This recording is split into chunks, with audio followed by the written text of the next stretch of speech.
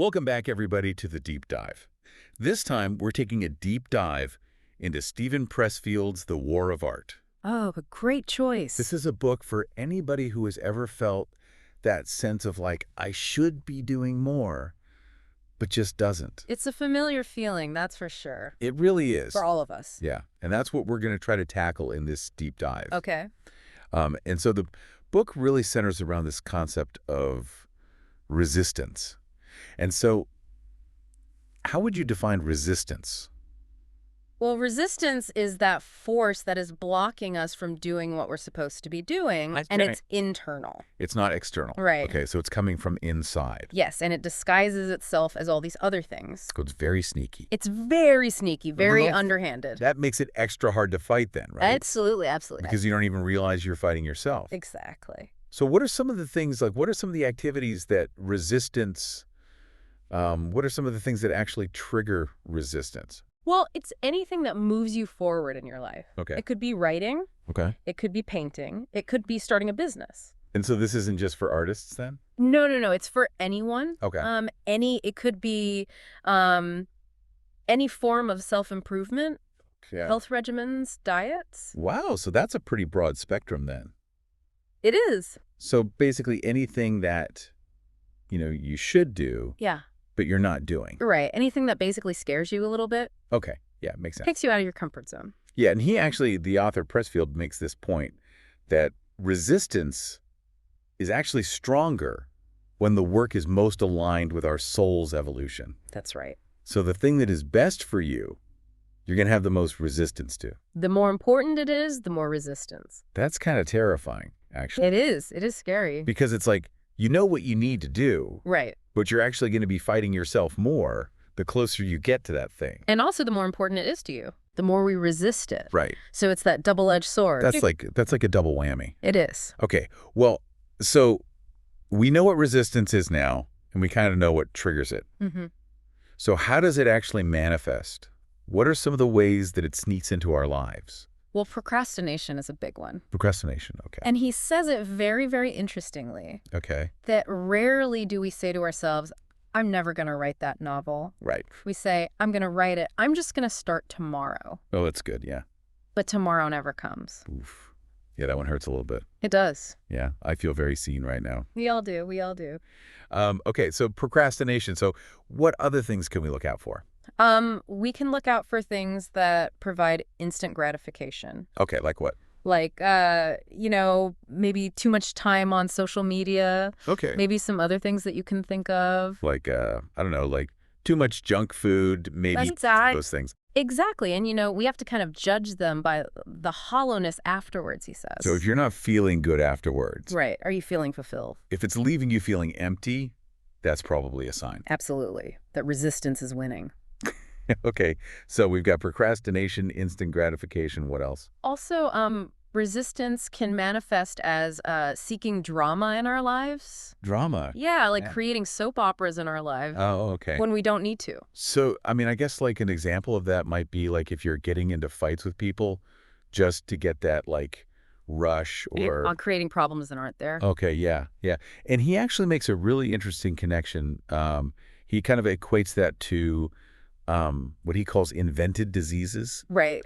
So he uses the examples of like ADD, seasonal affective disorder. Right. And again, not to say that these things aren't real for people, because obviously they are, but he just kind of poses the question, are we really sick or are we just avoiding something? That's right. Really interesting point. And it's a good question to ask ourselves. Yeah, it is. Are we just using these as crutches to not do what we're supposed to be doing? Right. Avoiding that thing, that's deep down inside. Exactly, yeah. That we're resisting. Right, okay, so we've got procrastination, instant gratification, self-dramatization. What else? What other sneaky tricks? Oh, there's so many. I know, right? We can look for We can fall into the victim mentality. Okay, yeah, victimhood. Yeah, where we feel powerless and, like nothing is our fault. It's everybody else's fault. And, the world is against us. So Yeah, because then you have an excuse, right? you have an excuse, exactly. You're like, oh, well, it's not my fault. I can't do this Right, because of this. exactly. And he also makes the point that can actually be a form of passive aggression. It is. Where you're trying to manipulate people to get what you want. Exactly. Okay, and this last one kind of blew my mind. So he's also saying that resistance can even influence our relationships. Yes. So how does that work? He says that we're often drawn to people that are either actively battling resistance or have overcome it. So we're either trying to help them Yes. or we're trying to bask in their glory. Exactly, because we're not doing it ourselves. Oh, that's so interesting. Isn't it? Okay, so we've kind of defined the enemy, resistance, this internal sneaky force. Right. And we've gone over some of its favorite weapons to use against us. Procrastination, instant gratification, self-dramatization, victimhood, Right. even manipulation of our relationships. Yes, and we'll talk more about how to overcome that in our next section. So is there hope for us? There is absolutely hope. Okay, good. Yeah, there is. Because it's starting to sound pretty bleak over here. I know, there is, and that's what the book is all about. It's overcoming resistance and how to do that. That's great. Yeah. Okay, so we'll be back in part 2 to talk about how we fight back against this resistance. We will. Looking forward to it. Okay, see you then. See you then.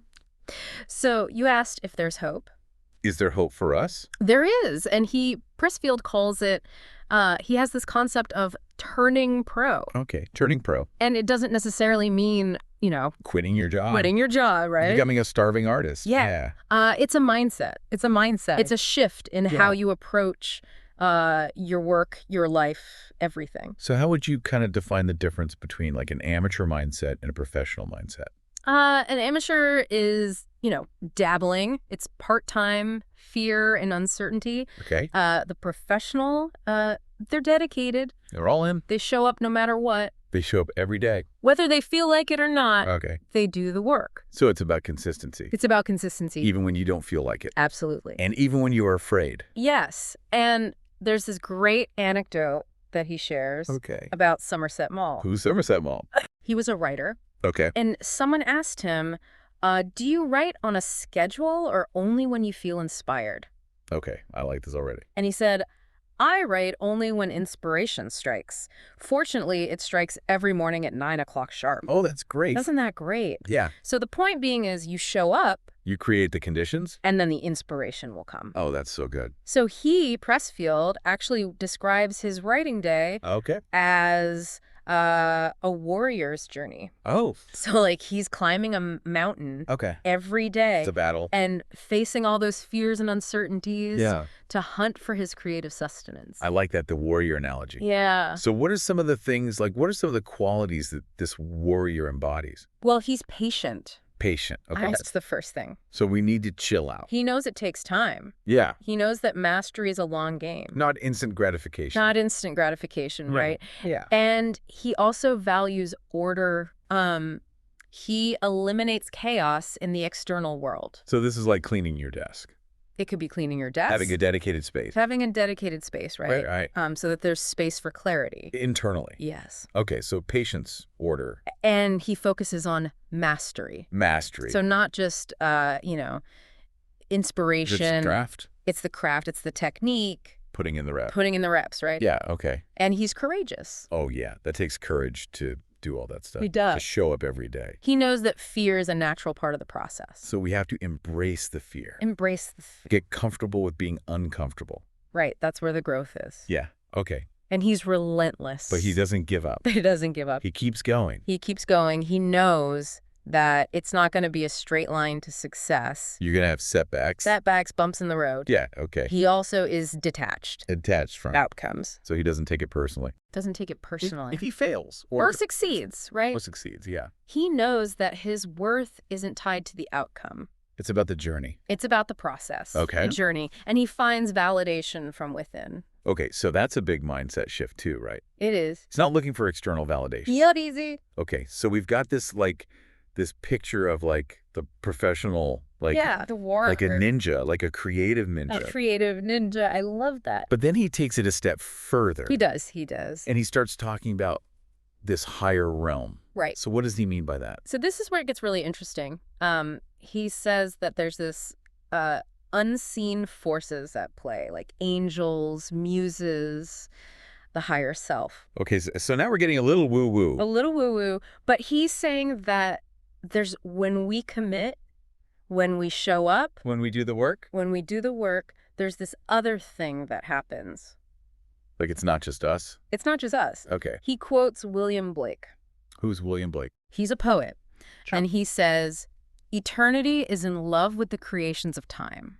Okay. So there's this suggestion that our creative work can actually be a conduit for something. For something bigger. Bigger than ourselves. Okay. And so how do we do that? Right. How do we get to that? How do we tap into that? Do I have to meditate on a mountaintop? You could. Okay. But he talks about the importance of ritual. Okay. And he shares his own ritual. What's his ritual? Before he sits down to write, Okay. he recites the invocation of the muse from Homer's Odyssey. So he's calling on the muse. He's calling on the muse. That's pretty cool. It is. It is. So I guess, we don't have to copy his ritual, but finding our own rituals Find your own. that help us To connect. help you connect, absolutely. Right. Whether it's, meditation, prayer, whatever works for you.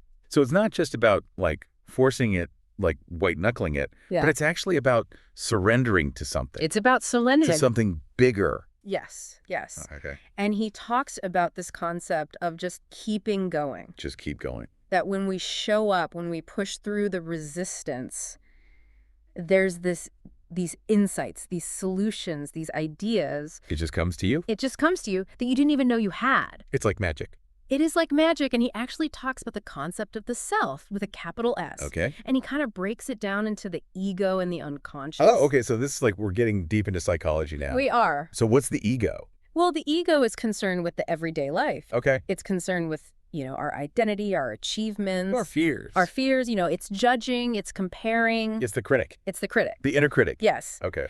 And he says that the self, The capital S self. capital S self, is more expansive. It's bigger. It's bigger. Okay. It's more spiritual. Oh, so that's where the creativity comes from? That's where the creativity comes from. That's where our intuition comes from, our connection to something larger than ourselves. And so how do we get in touch with that? He says that certain experiences can actually trigger that. Like what? Well, like near-death experiences. Okay. That's pretty intense. Yeah, it's pretty nuts. Is there a less intense way to get in touch with the capital S self? There is through meditation, through spending time in nature, through being of service to others. Okay, so it's about quieting the ego. Quieting the ego. And letting that self emerge. Letting the self emerge, yes. Wow, okay, so this is a lot. It's a lot to take in, right? A lot to take in. And he has one more concept that I think is really important. Okay, hit me. He talks about defining ourselves territorially versus hierarchically. Okay. And he gives this example in the animal kingdom. Okay. Where Like a pecking order? pecking order, like a hierarchy. Versus their home turf. Right, versus their home turf. And he says in human society, we tend to think in this hierarchical way. We're always comparing ourselves. Always comparing, how do we measure up? Climbing the ladder. Right, how high are we on that social ladder? Yeah, which I guess can be pretty exhausting. It is exhausting, it's never ending. And never ending. And then you get to the top and you're like, now what? Right, right. And so he says, there's this other way of being. Okay. And he uses Arnold Schwarzenegger as an example. Arnold. Yes. A Terminator. Yes. Okay. So think about Arnold and his dedication to bodybuilding. Okay. Now, he wasn't doing that for fame or fortune. At least not at first. At least not at first, right? Yeah. He was doing it because that was his territory. He loved it. He loved it. It was his passion, and he was fully immersed in the work. It was the process. The process. That he loved. He loved, yes. And so Pressfield says, when we approach our creative work with that same sense of ownership and dedication, We're fully in it. we're fully in it. We're not worried about the external validation. Not worried about the external validation. We're not playing that hierarchy game. We're in our territory. We're in our territory. I like that. Yeah, it's a powerful concept. It is. And I think it's something that we all need to really take to heart. Yeah. Because that's how you get to the good stuff. That's how you get to the good stuff. That's how you find your purpose. That's how you make a difference in the world. And you enjoy it. And you enjoy it, right? Yeah. It's not a slog. Okay, so there's a lot here. There's a lot here. And I feel like we've only just kind of Scratch the surface. Scratch the surface. Yeah. I mean, what are some of the things that we haven't even talked about yet? Well, we haven't talked about the specific ways to overcome resistance in our daily lives. Right, and we haven't really gotten into, like, the spiritual implications of all of this. Yeah, the deeper stuff. The deeper stuff, yeah. Yeah. Okay. Well, maybe we need to do a part 3. I think we do. All right, so everybody stay tuned for part 3, where we're going to dive even deeper into the war of art. We'll get tactical. Yes, and we'll figure out how to actually apply all this stuff to our everyday lives. Absolutely. Looking forward to it. Okay, see you then. See you now. Welcome back to The Deep Dive, for the final part of our deep dive into Steven Pressfield's The War of Art. Okay. Now, we've talked about what resistance is, we've talked about turning pro, but how do we actually put all this stuff into practice? Right. How do we apply these ideas in our everyday lives? Yeah. Well, he has a lot of practical tips, Okay. and one of them is rituals. Okay, rituals. So when I hear rituals, I'm thinking, chanting, incense, like, is it? It could be, but it doesn't have to be. Okay. It can be as simple as, remember the Somerset Mom? Oh, writing every day at 9 a.m.? At 9 a.m. sharp. Yeah. That's a ritual. So just like having a structure. Having a structure, a routine, helps you transition into that creative space. Into that creative headspace. Okay. Whether it's, listening to a particular playlist, doing a quick meditation. Yeah, so whatever works for you. Whatever works for you, Yeah. but make it a consistent part of your routine. Okay. You're signaling to yourself and to the universe that this is important to you. I like that. So you're showing up. So it's like you're letting the muse know that you're ready. You're ready. Exactly. Okay, so we've got rituals. Mm-hmm. What else is kind of a key part of this whole thing? Setting boundaries is another one. Okay, boundaries, yeah. That's a tough one. It is tough, but remember, we talked about the territorial mindset. Your creative work is your territory. Is your territory. Yeah. So you have to protect that Protected from intrusions, distractions. So no more like checking emails or Right. scrolling social media. Right. When you're supposed to be working on your masterpiece. While I'm writing my novel. Exactly. Okay. Yeah. Okay. Be intentional with your time and energy. Really focus. Okay, so how do you actually do that? Well, it starts with honesty. Okay. What are you willing to let go of? That's a tough one. It is. What are you willing to let go of? To make time for your creative work. Yeah. And it ties into that whole turning pro idea. Right? Taking it seriously. Taking it seriously. Yeah. Like it's your job. Like any other professional. Like any other professional pursuit. Absolutely. Yeah. So practical tips, schedule dedicated time. Oh, okay. Like it's an important appointment. Block it out in the calendar. Block it out. Make it non-negotiable. Absolutely. That's for you. That's your time. But that's tough when you've got like a million other things. I know, and that's where learning to say no comes in. Yeah, that's a tough one too. It is, but it's crucial. Learning to say no. To things that are not serving you. Okay. That are draining your energy, not moving you forward. To protect your creative time. Creative time. Absolutely. Yeah. Minimize distractions. To like turn off the phone. Turn off the phone. Don't look at the email. Don't look at the emails. Get rid of the TV. Yes, whatever you need to do to create that space where you can really focus. It's about boundaries, right? Boundaries, focus. Yeah, discipline. Discipline, yeah. Which isn't always fun. It's not always fun, but it's necessary. It's the key to building a practice that lasts. That's a good point. And also remember that even professionals need breaks. Oh, okay. It's not about pushing yourself to burnout. Okay. He says, the creative process is a marathon, not a sprint. Okay. So pace yourself. Yeah, take breaks. Take breaks, recharge. Don't burn out. Right, don't burn out. And also, find your tribe. Oh, okay, find your people. Find your people. Yeah. Connect with other creatives. Because it can be lonely. It can be lonely. It can be isolating. Yeah. So find your tribe. Your people. Share your work. Get feedback. Support each other. Absolutely. It makes a world of difference. It does. So as we wrap up this deep dive, remember, this is a journey. It's not a destination. It's not a destination. You're going to have ups and downs. Absolutely. You're going to have moments where you feel inspired, moments where you don't. Yes, but keep showing up. Just keep showing up. Keep doing the work. Keep fighting the resistance. Keep fighting the resistance. You'll get there. You'll get there. Wow. This has been an amazing conversation. I know. I've enjoyed it.